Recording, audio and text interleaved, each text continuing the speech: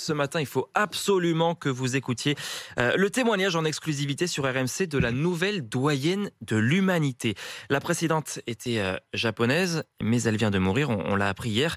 Et la nouvelle est française, elle s'appelle Sœur André, 118 ans. Elle vit à Toulon et Lionel Dian est allé la rencontrer pour RMC.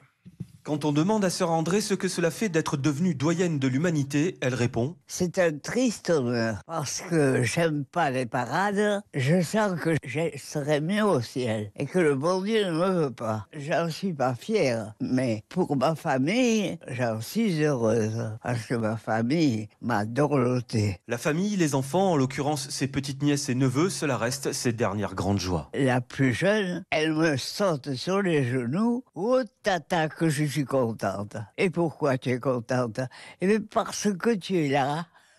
Le directeur de l'EHPAD, Christophe Lantz, l'assure, la santé de Sœur André est encore bonne, malgré les douleurs de son grand âge.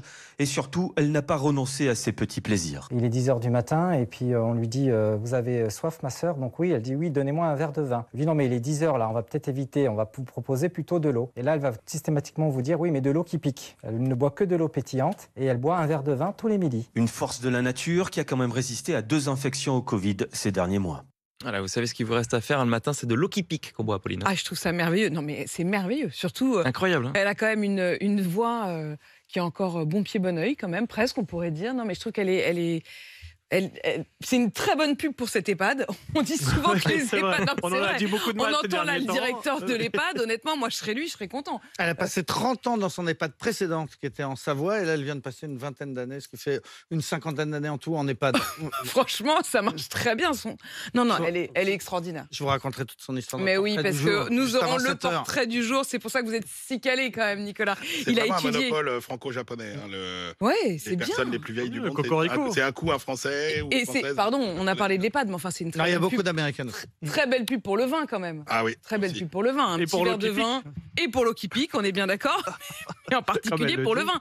Enfin, je veux Oui. dire, un verre de vin avec modération. J'ai l'impression qu'ils disent tous c'est ça, merveilleux. d'ailleurs. J'avais une grand-mère, sachez-le, j'avais une grand-mère écossaise qui prenait un whisky par jour et elle a vécu jusqu'à 102 ans. voilà. Vous voyez, ça maintient. Il est Même la 6h09 reine sur d'Angleterre. RMC. Avec modération. Ouais, avec modération. Ouais. Oui, c'est ce que je dis, c'est un par jour, c'est très bien.